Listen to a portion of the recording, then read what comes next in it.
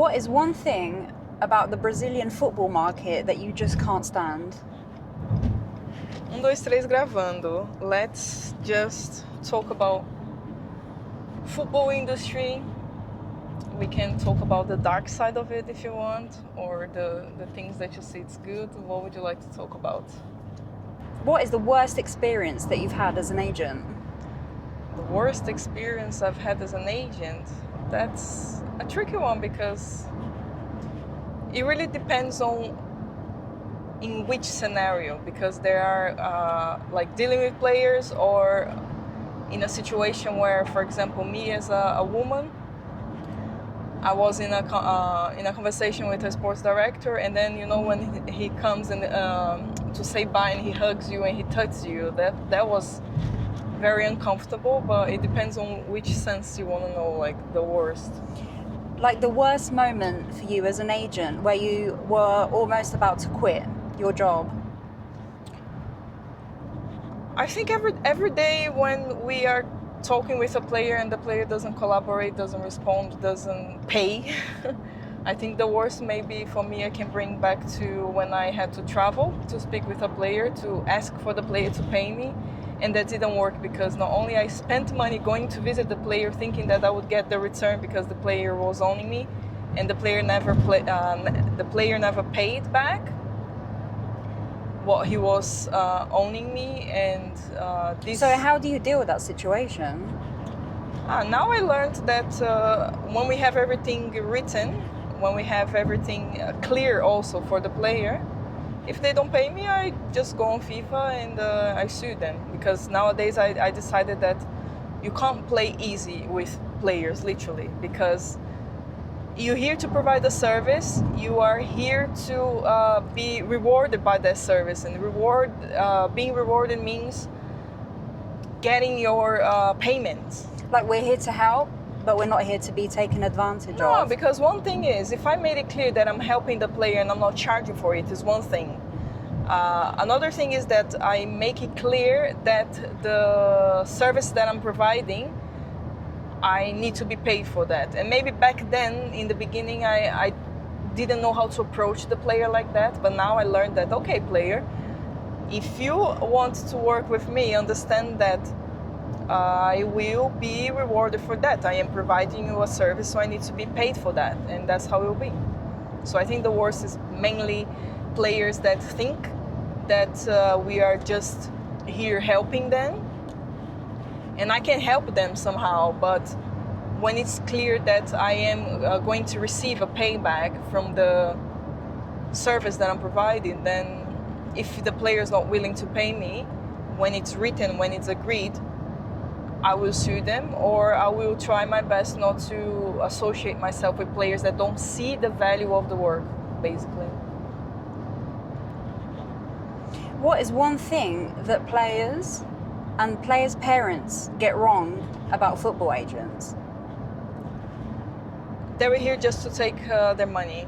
I think this culture behind the football agents and how the parents and the players sees them is very towards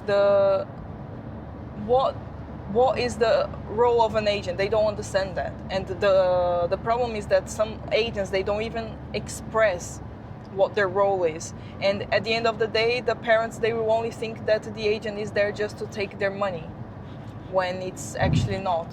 So I think they should learn, first of all, the regulations. I think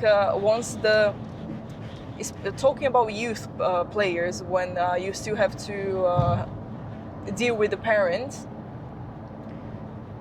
at the first stages, you have to learn what the role is. You have to understand the regulations as well, because I've seen cases of agents approaching parents and trying to buy them, offering them money for them to sign with you. And there are cases where the parents already come to the agent expecting them to pay, and this is not allowed based on the FIFA regulations. So I think, first of all, in the academy years, the player should learn about the regulations, as we have to learn, as the sports directors have to learn.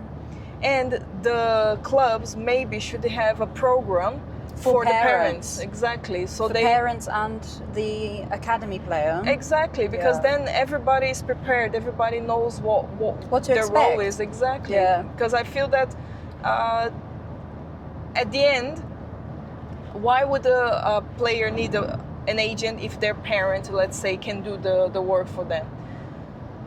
This is a misconception, because the parent is a parent. I know there are parents capable of being their son's, daughter's agent, but you have to understand that what's the role behind that, because I can prefer to have my parents taking care of my career, but at the same time I can also choose to have someone that is prepared for the market, because again, the football agent role is not only being there at the moment of the contract signing, you know. So I think to start with, the clubs should come with these programs for players and parents to understand the regulations, the profession, and really teach them how to deal with situations. Because when we go for a doctor, when we go for a dentist, we search for this person.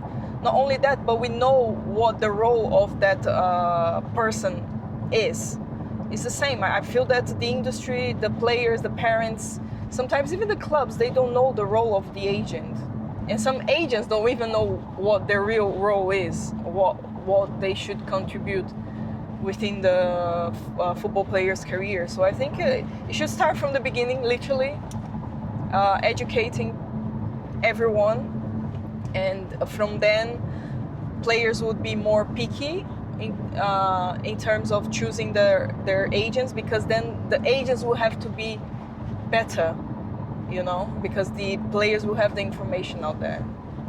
Tell me something negative about the football industry that football fans have no idea about.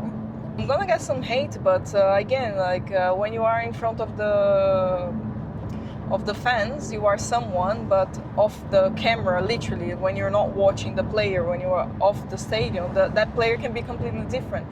And I think this is negative, because when you have two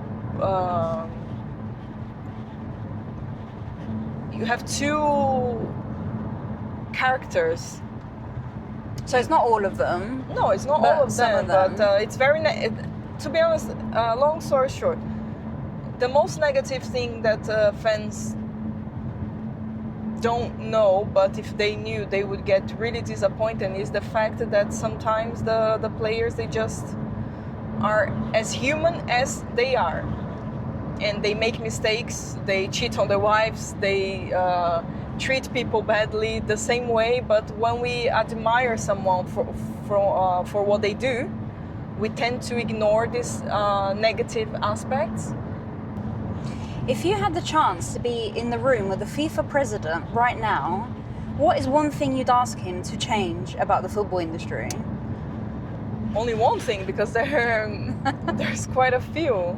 But if I think of only one thing that I would ask the president of FIFA to change, would be the educational side of football.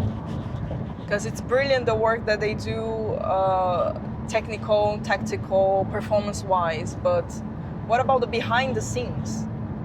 What about the regulations? Players, they have no clue. But that's what the agent is here for, to work on their contracts and understand the regulations. I know, but at the same time, I think the minimum the player should know, because I'm pretty sure players out there, they don't know that even though they have an agent, if they choose to represent themselves in one negotiation, then they can. They don't necessarily need to involve their agent. And that's on the FIFA regulations. So... Or one thing is, players, they can represent themselves even if they're represented by an agency, and a lot of players don't know that.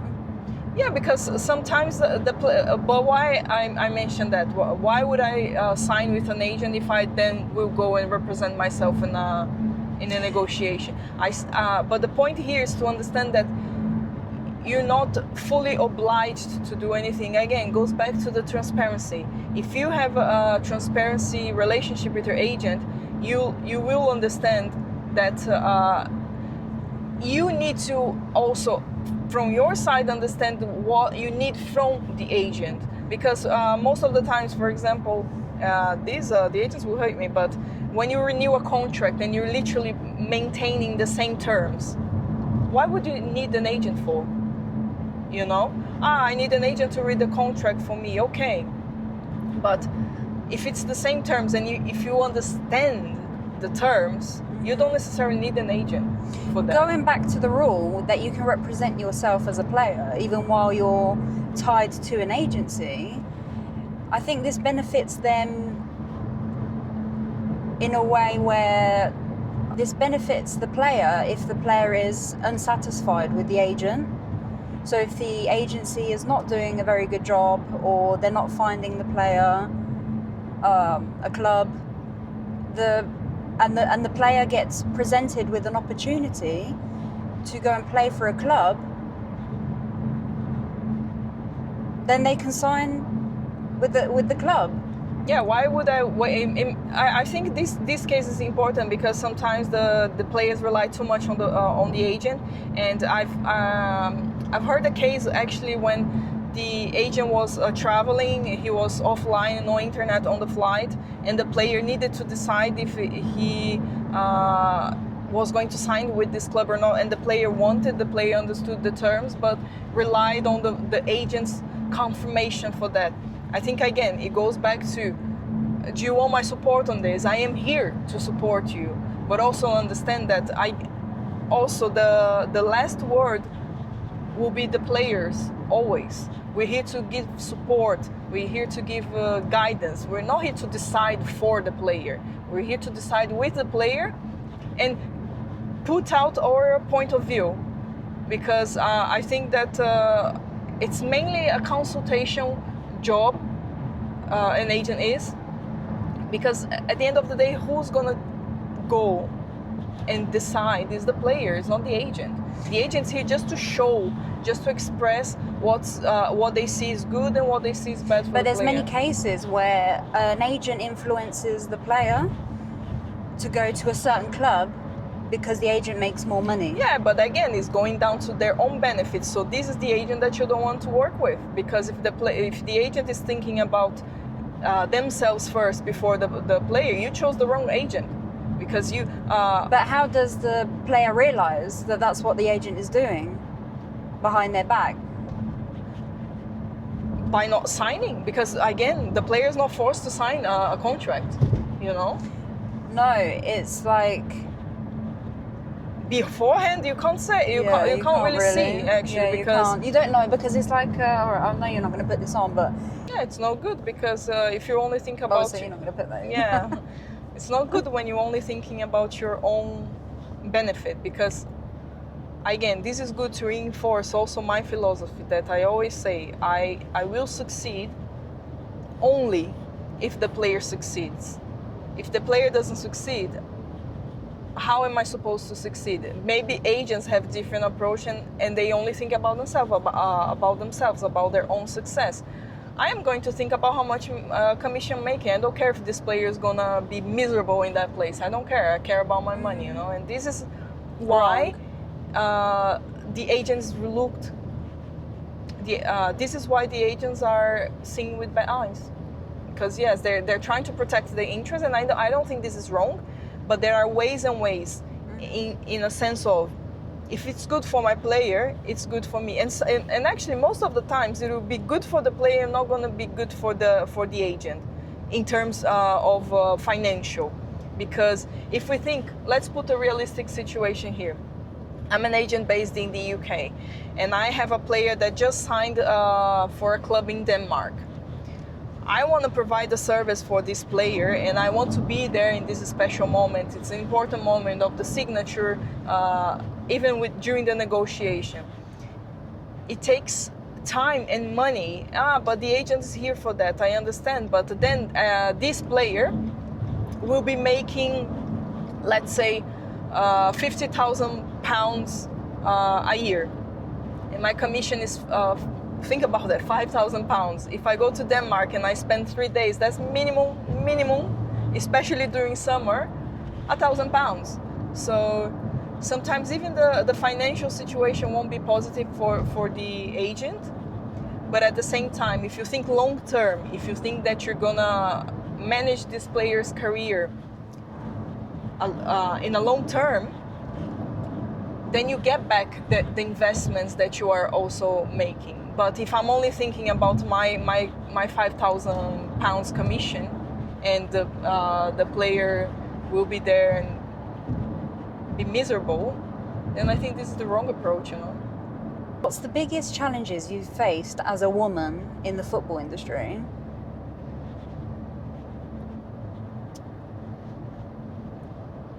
Now I see with very different eyes, and I to be honest, I don't care. I think when you impose respect, it doesn't matter if you're a man or a woman. I feel that yes, still some countries you're not really well respected as you should be, but again, it goes back to how you position yourself. In the beginning of my career, I felt that I was very passive, so I was always quiet, very skeptical on what I say, because I didn't want to cause any friction with the sports director, of the players, or whoever. But then I felt that, okay, this industry is mainly dominated by men, but I can't use that as an excuse, and I can't use that as in my favor of because I'm a woman, this and that. No, I don't care. For me, a person is a person. If it's a man or a woman, I would treat them the same. If the other side treats me differently because I'm a woman, it's down to me to understand how we react on that situation, let them go over me because of that, you know. No, but the question was like, what challenge have you faced? Like, tell me like an anecdote, a period of time, or an instance. Like, what have you faced? Not what you might face. Well, there is the sexual abuse. That's, I think, the first one that sometimes, again, in the beginning I didn't know how to react, but now I will not accept that at all. And accepting means even like if someone comes and touch my wrist, I will put their hand off, and even if I lose the deal there, I will not stand back, because this is disrespect, you know. I wouldn't do that on anyone, you know. So it's the minimum standards is respect, either physical, verbal. So I wouldn't accept that. So I've suffered sexual harassment. But I've suffered sexual harassment, but at the moment I didn't know what to do. But now I feel that if I have to lose the deal, I will, because I will face that and I won't allow that to happen to me, and that's it. So you've been in the football industry for 6 years now. What is it that you know now that you wish you knew at the beginning?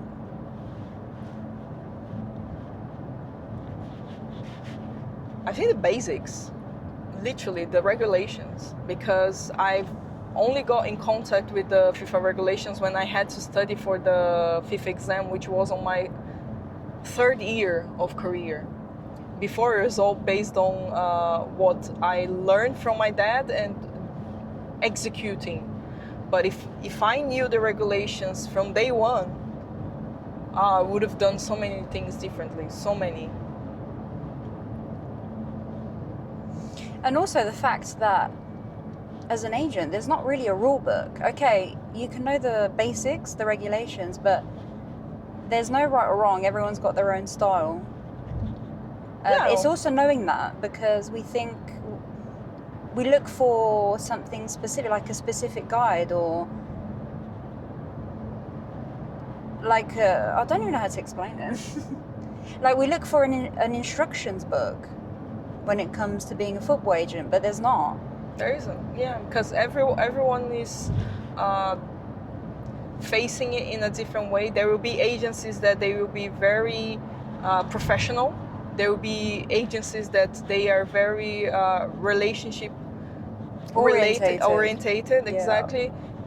In terms of, you are an agent, but you are also doing everything for the player. And one more time, it goes back to, if that is transparent, if that is agreed, that's gonna be your services, it's completely fine. But I've heard cases of agents that they literally had to call prostitutes for players, and when I heard that, I was like, but is this really the role of a football agent, to call prostitutes for a player? Because, and then they said, if I don't, my player will sign with someone else that will do. But who's wrong here?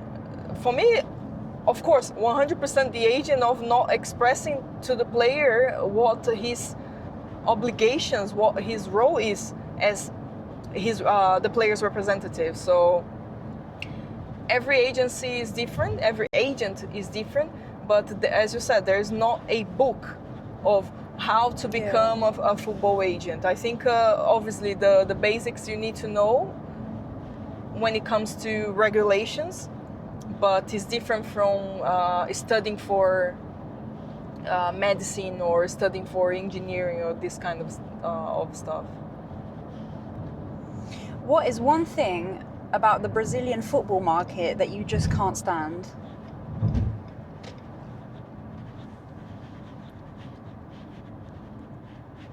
I can't stand the culture that the agent has to pay and do everything for the player. Because in Brazil there is this culture of, the agent has to pay the dentist of the player, the agent has to pay for the boots.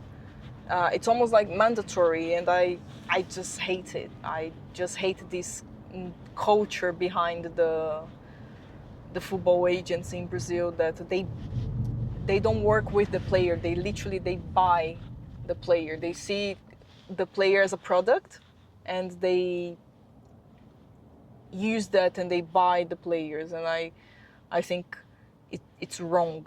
It's wrong from both sides, the one that is offering, the one that is accepting. Because if the agents in Brazil behave like that, it's because the players are accepting it.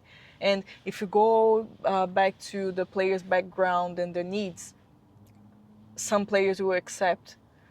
But at the same time, again, it goes back to the basics of, if the players were well educated and understood that they shouldn't do that, then they would actually report those agents that approach them offering them money to sign with them. This is wrong, you know.